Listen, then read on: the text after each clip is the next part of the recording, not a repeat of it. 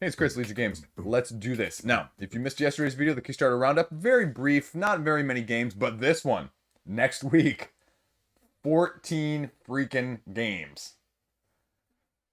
I wasn't kidding. I was not kidding. And January is just going to hype up even further. February is starting to get the hype. February's going to have some big names. But January, I'm telling you right now, there are going to be some prizes. There are going to be ones that maybe I don't even know about, or maybe that don't have launch dates, because I've got a list about this big right now as well for stuff that's launching sometime in Q1 of 2022 that I would not be shocked of half this stuff that just comes out. So we could really be looking at upwards of 15 to 20 games that are coming out next week. And again, I'll say this at the beginning of this video because I put it in the Kickstarter roundup from yesterday, which probably went unnoticed, but I think it's a very important point, is this dead zone, sort of from Christmas to the second week of January. All the games funded that launched last week, or this past week. This is a dead zone, and so you get a lot more attention, you get a lot more clicks. People are like, well, they're not spending money because it's the holidays. No, people are looking for something. There's always people looking to spend a little bit of this on the crowdfunding side of things. So again, you just need to be aware. And so if I was a campaign creator, like, that's the time I would seriously, right after the holidays, everyone shies away from. So that's when you strike, because there's less competition. That's just me. Anyway, what do I know? I don't make games. I don't make campaigns.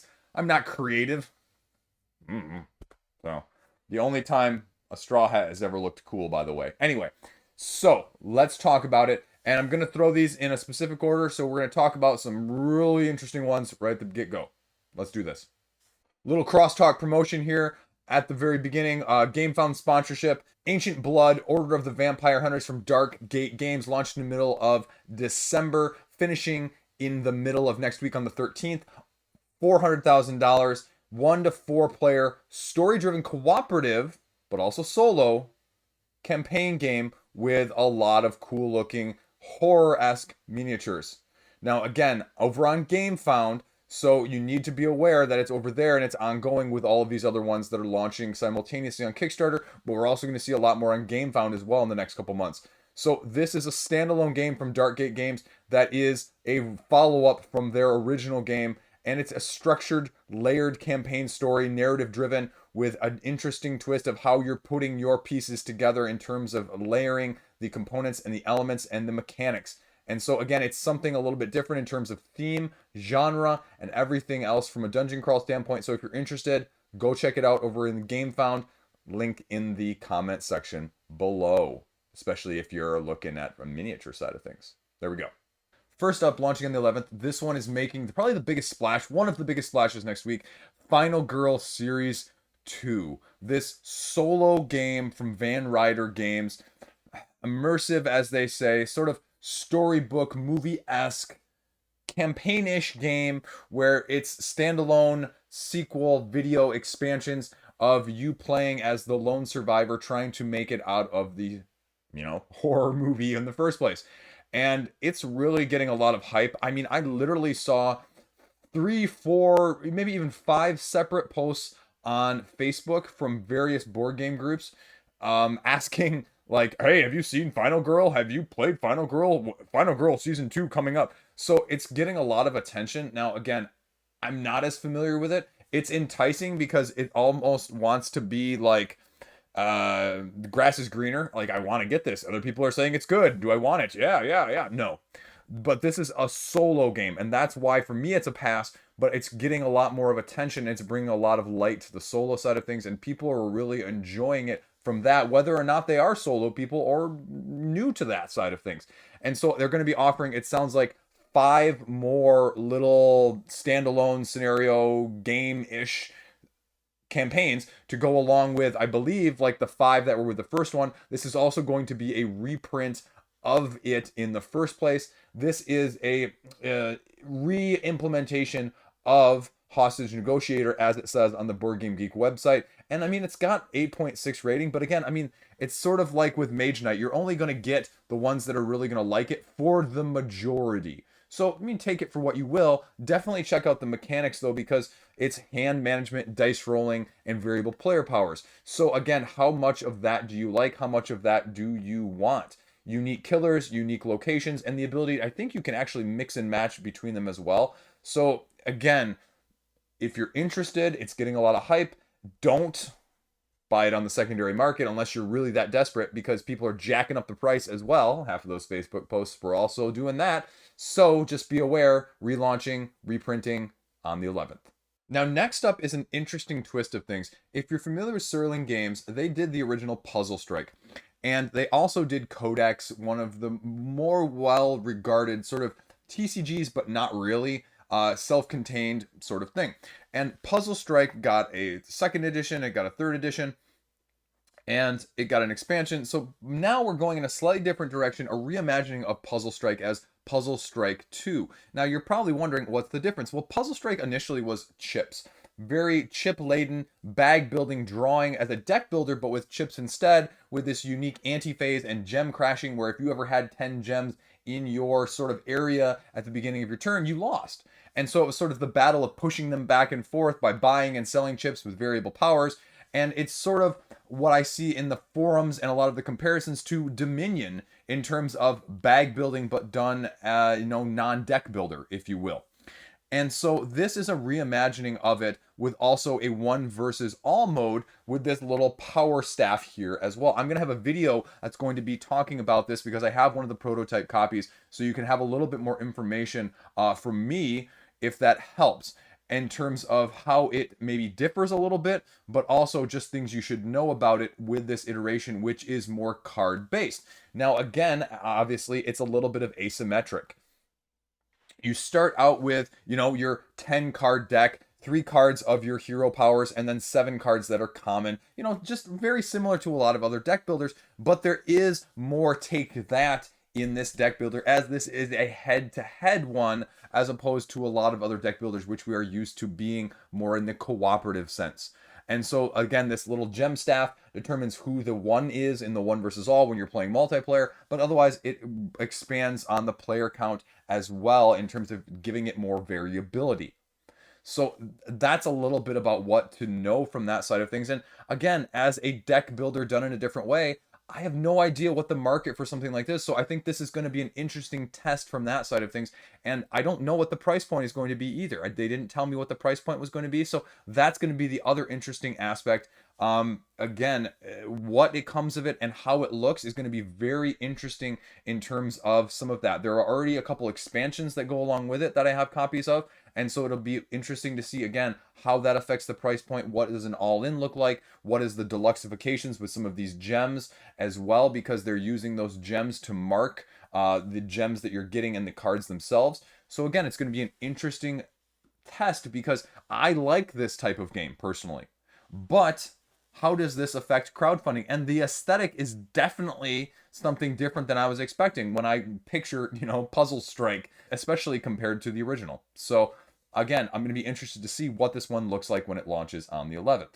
Now, next up, launching on the 11th is also another one that I have a copy of, which is an interesting premise of things. And if you're familiar with the original Skytear, it was the MOBA game, the lane game where you're managing things, going head to head and fighting. Now, this is a different twist on things, and I haven't really seen anything else out there like this. So again, another very interesting test of the market with this. Skytear Games is taking a twist on the MOBA and making it a 1 to 2 player cooperative game against the AI game itself, where you are playing sort of a la, as they compare it to, a little bit of Magic the Gathering, but maybe more like Keyforge, or even maybe more Hearthstone, where you're playing these cards down and going against the game itself in the various lanes in order to manipulate them. Now, again, the lane manipulation is very interesting because you have minions that sit up top of the board, and then as they grow, you can choose to engage them, but the more that are there, the stronger they are, and you only have a limited amount of mana that you can muster each turn in order to play the cards from your hand. Now, the other interesting aspect of this is that you do not just draw. You only get to draw new cards when you beat opposing monsters on their lanes. And so if you choose poorly, you're not going to get enough cards, which then is going to cause you to lose. Also, when damage is done to you, you are protecting a castle. If the castle loses all of its health, you lose. Also, if you lose all your cards in your deck, because for all of those little minions that are not the named monsters, each minion out there does a deck burn essentially and causes you to lose a card from your deck every single time. So if there are 5 little minions out there over the 4, types of minions, even though it would be a +2, a 1/1/1, well, there's 5 out there, you burn 5 cards off of your deck that you're just going to lose. And so again, it's an interesting twist on things. The difficulty can be escalated. It is definitely more towards the solo side of things, I'll tell you right now. But again, I think there's a big niche for that. People are really clamoring for that. See Final Girl a few minutes ago. So it'll be interesting to see the twist on it. Because especially you have gates that sort of determine how many monsters and cards are spawned on the enemy side of things. There are icons on the sides of these cards that indicate what abilities that they're going to get in addition when you're drawing sort of buffs. And then there's a final monster that is completely different, that is in 2 parts, and you have to defeat to actually win the game. So again, very interesting to see what the price point's going to be. In this one, there is actually a early bird. I believe it's time-wise, but it's launching on the 11th. And so if you're interested at all from the MOBA side of things, the card side of things, this is definitely doing something different. Whether or not it's for you, again, I'll have a video out so you can, have a little guidance from some firsthand experience. But check it out if you're of that ilk. Another big name launching on the 11th. I told you, this was not all small stuff, not all stuff that you may not have heard of. Viscounts of the West Kingdom from Garfield Games. Originally was scheduled for last year, but got pushed into this year. The 2 expansions for it, we have Keeper of the Keys as well as Gates of Gold, both offering a little bit more to the base game. Keeper of the Keys offering 3 more buildings, a little bit of treasure, more townsfolk, more heroes, more manuscripts, thicker player boards, a little bit of everything from that aspect. Gates of Gold is doing something a little bit different, but a little bit the same. More heroes, more manuscripts, new King's Order and Outsider cards, and a little bit more bonus as well. So again, how essential are these? Are they going to make a very well thought of game in terms of Viscounts a little bit better? Is it going to make it too much? I mean, there's a very fine line with these expansions nowadays of just trying to make that much better versus being able to actually not overcomplicate things at the same time. Now, Garfield Games has a pretty good reputation with their other series as well already doing that. So I would be surprised if this didn't have the finesse that we've seen previously in addition. Now again, launching on the 11th, this is going to be very, very well funded. And Garfield Games doesn't do a lot of exclusives. They do more of the bundle with maybe the little bit of discount price, but they also say, you know what, support your local retailer. And if you feel like supporting us on Kickstarter, do it. And so they're very open and upfront about that. And so even though these games aren't for me whatsoever, I like seeing the open, the honesty, and the transparency. So you know what, you support that. That's why we do crowdfunding in the first place. So there you go, on the 11th. Next up, launching the 11th, we have, I'm going to mispronounce this completely, Dunhuang, Pearl on the Silk Road. Now, again, this is a very interesting game because it's a little bit of variable player power, asymmetric worker placement with variable setup. They say there are 12 different setup packs that you're going to be able to use in this game, and you're only picking 3 of them in terms of the actual setup of the game each time you play. This is a Chinese game, I believe, and is being imported over. There's already availability over in China and Taiwan. And so again, there's not a whole lot of information on Board Game Geek. So it'll be interesting to see what this campaign actually looks like, how much detail and how much knowledge is out there in the first place, because I would assume that a lot of the usual suspects are really covering this, especially from a worker placement side of things. But again, I have no idea, because it's, not from one of the usual suspects in the first place of production. So again, if you're looking for something different, I mean, it looks like there's definitely a lot of iconography, looks almost to be language independent based on the images that are out there, but there's not a whole lot of information in the first place. There's one Chinese review on Board Game Geek if you want to try and Google Translate it to see what it says. So check it out on the 11th when it launches. Next up is a relaunch from Portal Dragon. And this is Colab. You may be familiar with Colab. It launched earlier last year, and although it got a good amount of funding, it didn't completely fund, I believe. So then they decided to cancel and try again. So it's launching on the 11th as well. This is a very interesting twist because I think more of the issue based on the Kickstarter campaign was not the game itself, but the structure and the cost, which people are sometimes being more keen about and sometimes just ignoring completely. It's really weird and a strange phenomenon when that happens. But this is a unique dice worker placement game. And the interesting thing was, as a worker placement, they were going with plastic and a lot of miniatures. So I think that was sort of the confusion in terms of some of the price points that people weren't as enthralled by. But all of the opinions that seem to be out there from a lot of said usual suspects that I just mentioned previously was that this was a very solid game, especially as a dice worker placement that was doing something slightly different. Building interesting devices, getting unique powers, having some asymmetry in terms of what you're doing when you're building these creatures and monsters. So again, doing something slightly Frankenstein-esque with a completely different vibe. As you create new things, you're opening up your board, you're opening up the possibilities, and the game goes until someone creates their 12th creation, and then you total up your renown based on how well you actually did, because, you know, sometimes quantity does not always necessitate or equal quality. So a little bit of finesse there as well. It'll be interesting to see how they've changed things, how they've adapted things since the last campaign. And so again, as, you know, a cool looking game, let's hope it funds. It's launching on the 11th, just with everything else. Next up, launching over on Gamefound on the 11th from Mythic Games, Rise of the Necromancers. And so they already have a campaign preview page up. Now it sounds like this might be more of a relaunch with some expansions, because this game is originally from 2018. And so it's a little bit interesting because they don't have any information on here about what's actually going to entail everything in the campaign. But if you go over to the Board Game Geek page, you can see that this expansion right here, Undead Sea, is listed as a 2022 game. Now, if you go further onto Board Game Geek, you can actually get a little more information. And it's interesting that they have it on Board Game Geek and not the actual preview page. And so that's been the one advantage of Gamefound, is you can see these preview pages and get a lot of information. So if it were me, I would really be putting stuff out on this preview page in order to entice people, because sometimes the Board Game Geek stuff even gets buried within all of these others because it's not really under the expansions, it's under the original 2018 game.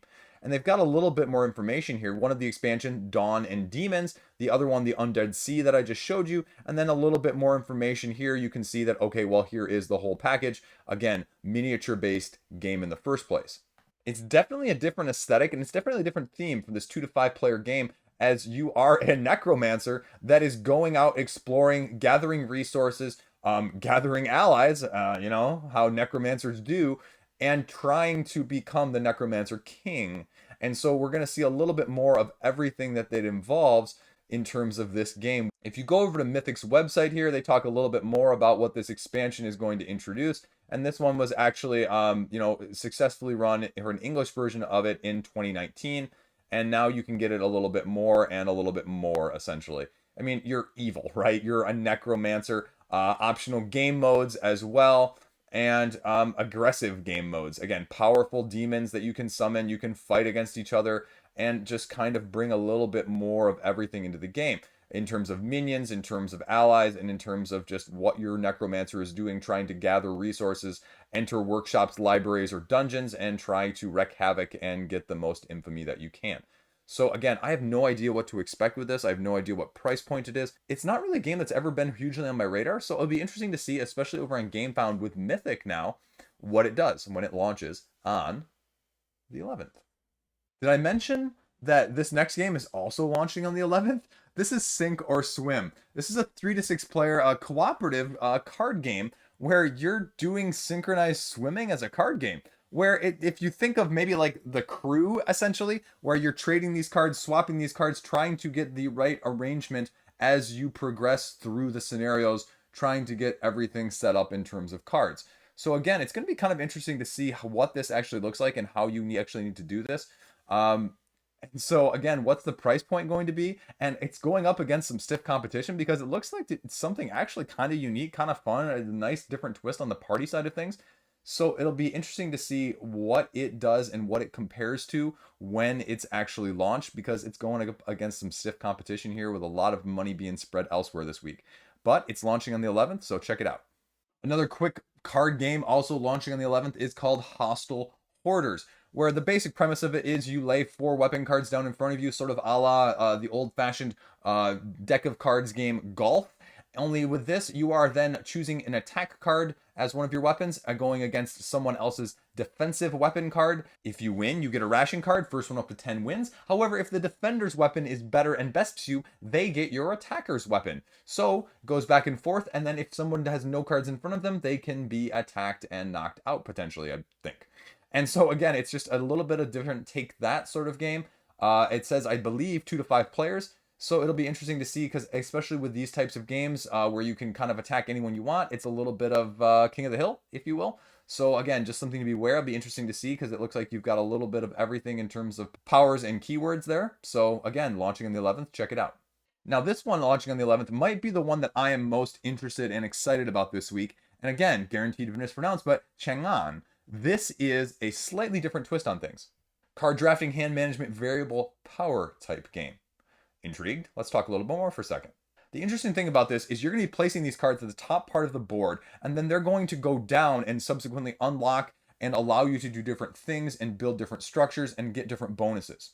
You are building your section of the city in Chang'an, one of the largest cities in the world during the Tang Dynasty, in order to see who can do it the best. First one to get 9 cards on their tableau sets about the end of the game, and then most victory points wins. Something a little bit lighter, something a little bit easier to play, something not as deep overhead, but still offering a lot of variability and layers upon layers in terms of combinations. So I'm really interested to see, again, what the price point, why the reason I'm going to back it on Kickstarter is going to be, but this one is probably the one that has my eye the most this week in terms of this style of game, because I'm kind of a sucker for some of these. So we'll see what comes of it when it launches on the 11th.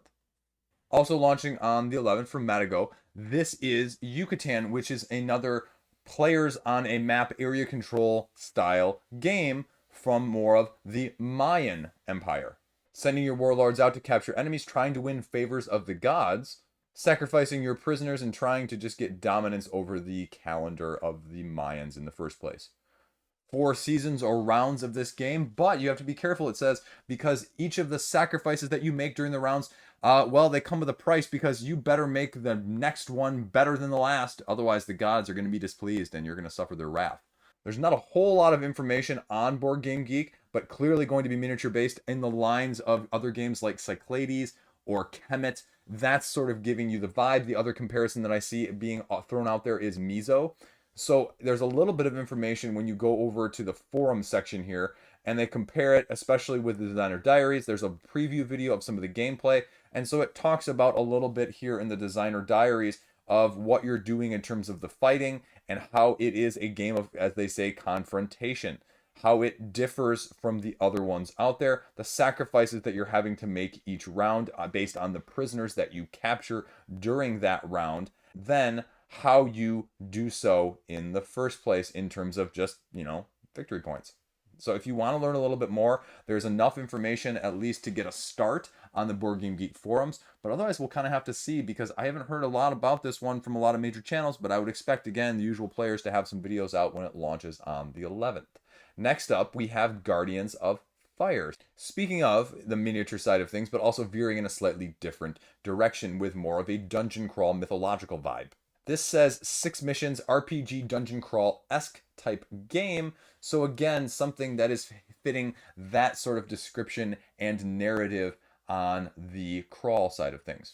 It has it listed as a 2 to 5 player game. In the description, though, they talk about how one side is going to be the evil and one side are going to be the heroes. So it has more maybe of the one versus all vibe, although it doesn't exactly say that in the description. You can see here a little bit of example of some of the monsters that you're going to be using in terms of, I'm assuming these are dice rolls, and the powers and the stats that are going along with that. Again, I haven't seen a whole lot about this. I don't know much about this one. And again, what sets this apart is always going to be the question. Why am I getting this versus the 16 other ones that I've already heard about this year or have coming on the way? So that's going to be sort of why now, what's the price point, what's the incentive? And so we'll kind of have to see when it launches on the 11th. Next up, we have Hike, 2 to 6 player card drafting husky game. So in case there weren't enough cat games out here, we've got a dog game to try and help balance the force. You're assembling your team of mushers as you go over the terrain, trying to balance the abilities and the stats of these dogs. Gather equipment, race, and first one across the finish line is the winner. Again, there's not a whole lot of information other than these pictures and the general description on Board Game Geek. So we'll see if the dog lovers are as prevalent as the cat lovers on crowdfunding when it launches on the 11th. Now, last up, we have City Break. This is a 2-player card game. It's a little bit more of a puzzle game, it says, and the Board Game Geek description is rather lengthy in terms of what it is, as you are playing this 6-column game, as they describe it here down at the bottom, where you are trying to diversify your interests while you're traveling and trying to do 6 outlined columns of cards on your tableau that correspond to sort of these personas that you're given. And so you're trying to not only create a narrative about your travels, but you need to make sure they're credible and have equilibrium or harmony in the first place. So again, a little bit of a different feel and vibe. Harmony, again, they say is where the balance each other out, or the narrative balance when they all can sum up. A little bit of a different vibe, a little bit of a different aesthetic, a little bit of a set collection with memory and matching. Not a whole lot of information out here, so we'll kind of see how it does flying under the radar when it launches on the 11th. Is that enough games for 1 week? I wasn't kidding, right? So, I mean, there's going to be a lot of stuff. And there's always like 1 or 2 other ones that'll end up in the roundup that I just wasn't completely expecting, either this week or next week, that are going to be sort of interesting and sort of catch my eye as well. So we'll always talk about those. I mean, there were some Japanese ones last year that came out of nowhere that I am just all over as well. So, yeah, I backed 20 games in 2021. So, maybe 21 in 2022. No, I would like to keep that number low as possible. Although, when I was going over that video again for my top 20 games, especially that top 10 games and games I'm anticipating coming to crowdfunding in 2022, I could easily see myself backing like 6 to 8 of those games, which is a lot because a lot of those games are like price point here as opposed to, here, yay. So, I don't know, it's going to be an interesting couple weeks, folks. You guys got to tune in on this. Let's see. TV time. Well, we'll get to the bets here a second at the end, but over unders, we got to figure those out for this year of 2022. But TV time, we'll skip right to that. I'm watching Yellowjackets, the Showtime one where this girls soccer team plane crashes, and it's sort of this horror survival-esque, but it goes back and forth between present day and when they crashed and how they survived, but how it led to them also kind of hunting and dying and maybe cannibalizing each other. So it's kind of a different vibe. And it's playing the slow crawl. So I think this is going to be, at first when I was watching it, I thought it was going to be like a, all encapsulating in one season, but I'm almost done, I think, with the first season, and it's definitely not given us many answers whatsoever. It's definitely playing the slow roll at this point. I was thinking about just putting out a video as well at some point, just a short video of my top shows of like 2021. But I know like again, Board Game Channel talking about TV. Anyway, let's see what else. I'm watching Bughasal. I think I'm Bughasal. I'm mispronouncing it. Netflix again, like ancient Japanese creature is immortal, can't die. Human gets his soul stolen by this creature, gets swapped, and then he's trying to track her down to get his soul back because she reincarnates as humans over the years. And just this dynamic of the relationships and monsters reincarnating too that he has previously killed, trying to get his soul that's in the other. It's complicated, but it makes sense when you actually watch it. So I can't probably do it justice. Let's see, what else? I haven't watched the Book of Boba Fett yet. I'll get around to that. I didn't finish The Mandalorian. Like, it was good, but like at the same time, it was sort of on like the other Marvel show levels. Like, same thing with Hawkeye. Like, they were all like B. There was nothing that I was like, wow, on Marvel side of things. And even Mandalorian, like, it was fine so far. I mean, I'm like 2 or 3 episodes in, so I'll get there. I'll watch it all eventually. But again, it's just the right sort of mood and sort of that side of things. And I finally got back into The Expanse, so I'm going back and forth with that as well. But The Expanse especially is kind of dark as a spacefaring, especially in the 4th season as we're sort of getting even more meta with it. Again, great, absolutely fantastic sci-fi show, probably one of the best out there ever made. But you got to be in the right mood to watch it because, again, it's just otherwise you just kind of, tangential, can't get focused. So I watched the series on Netflix as well, Anxious People. It's sort of this Swedish semi-comedy, semi-drama with these cops a father and son who there's this robbery that takes place, but nobody can tell them any details about the robbery after they were held hostage by the robber in a separate location. And it's sort of a play on that and a twist on what you would normally expect. And it's done in a relatively unique way. It's not by far the best show I've watched, but it's only 6 episodes, and it makes you think about things a little bit differently. So that was good. And of course, I don't even remember if I talked about this last year or not, but I watched The Witcher. I binged season 2. Again, season 2 much better than season 1. Much better, much more complete. Season 3 should be even better than season 2 if they continue on what they're doing there. So I'm excited about that.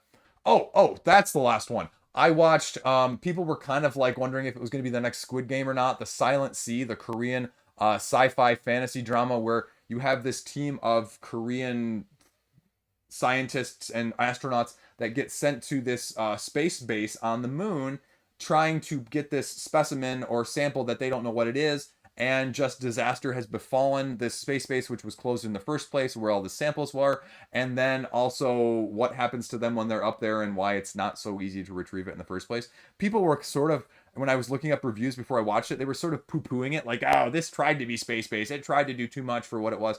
It was good. It was good. Was it as good as Squid Game? Probably not overall, but was I pleased watching it, and was I happy that I watched it? Yeah. It's definitely a different take on things, and it has enough twist, but not too much, I thought, to be, still pretty quality. So, okay, now let's come up with the over-unders for this coming week. The real reason you guys tune into this video in the first place. Okay, so I have all 5. I actually thought about it this week and not just going off the top of my head like I usually do. So let's go into it on the Kickstarter page real quick. I don't know why I'm using this page because there's nothing on this page that you really need to see right now. But the first one, the first over-under is going to be, are there 4.5, over or under 4.5 games that break 6 digits in funding? And we'll say, for convenience sake, US dollars. Are 5 games going to fund more than 100,000 US dollars? So the over-under is 4.5. Right now, I am going to say over for number 1. Second point, of all of these games that I have mentioned, and plus anything else that launches, again, TCGs don't count if you remember 2021 rules. The committee voted on that, so it's canon right now. Will 10 or more, or I guess I should say, over or under 9.5 games that fund by the time this video airs next week? And all of these are when this video airs next week, so 7 a.m. Eastern Standard Time, Saturday morning. Over or under 9.5. I'm going to say, again, over in terms of the games that are going to be launching new this coming week that are funded. Okay, getting to the simple stuff, right? Now let's get into a little bit of the nitty gritty. Now we'll do number 3. Which raises more money? Just a simple which one you got. Final Girl Series 2 or the expansions for Viscounts. I am going to go with Final Girl Series 2 as my answer for number 3. Number 4, we're just going to stay on Final Girl here. Does this over or under 400,000?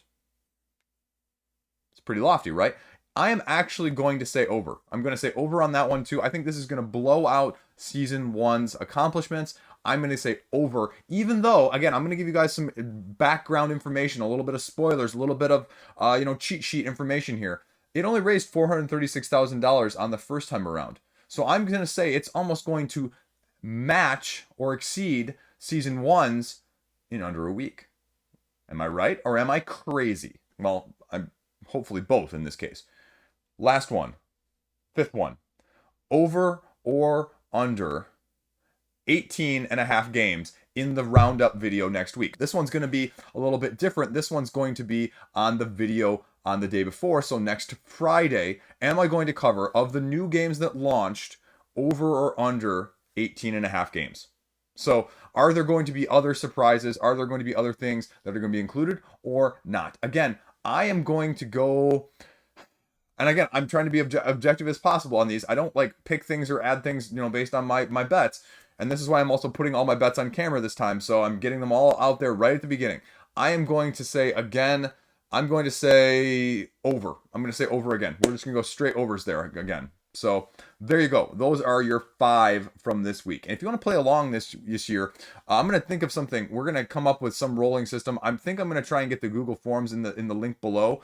And so maybe we can have people fill it out with just your same username every single time, and maybe we'll have a rolling contest, and maybe you'll win something.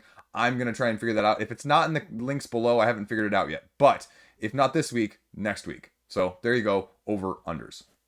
That's it. That is a long enough video for this. In case you missed it, I'm also going to be talking about next week, as well as a little bit of everything in between.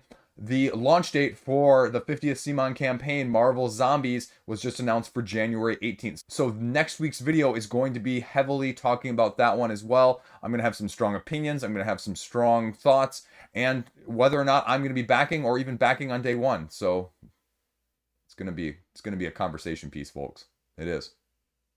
Okay. That's all I got. Have a great weekend. Play something new, maybe even, or play something old that you love. It's all good. As always, thanks for watching. Stay classy. Have a great weekend. It is freezing where I'm at. I mean, frigidness. It's, it says it's only like double digits, like teens, but it feels so much colder than that. Just going out in the garage even. I mean, that's just freeze nasty, essentially, right? I don't know. Kids got 2 Switch games rented from the library as well. You rent them for like 3 weeks. They got Captain Toad's, the little puzzler game, and then they got Breath of the Wild. So that's the other side of things that's going to happen this weekend. I'm actually a little bit more excited about Captain Toad's. Is that weird? Well, I'm weird, so story checks out. Can confirm. Peace out.